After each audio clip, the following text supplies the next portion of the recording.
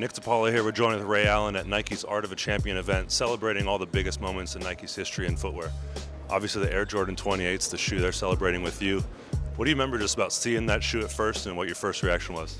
Well, I thought it was interesting. It was unique. At the time, you start wondering how different will sneakers be, as the years go by, because we understand like the inspiration behind most of the retros. So, what prompted that? Obviously, Michael Jordan was the genesis behind most of those designs. But as we move to the future, where does it go? So as this shoe comes to me, it's like, wow, a boot.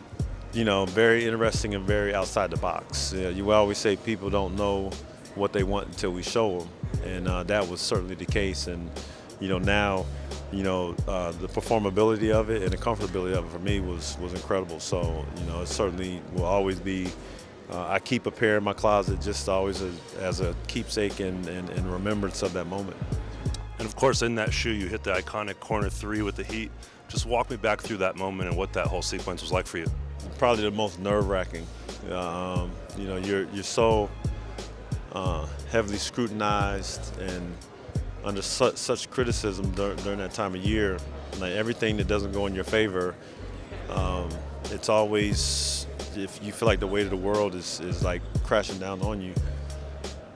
I'm just thankful that I'm having the conversation that I am, that I was able to do what I did in those moments to come through in the stretch, because otherwise they'd be having a different conversation, and you don't want to be that guy that had to move out of the neighborhood because you cost your city a championship. So I'm certainly thankful that I was able to come through for my teammates when I did.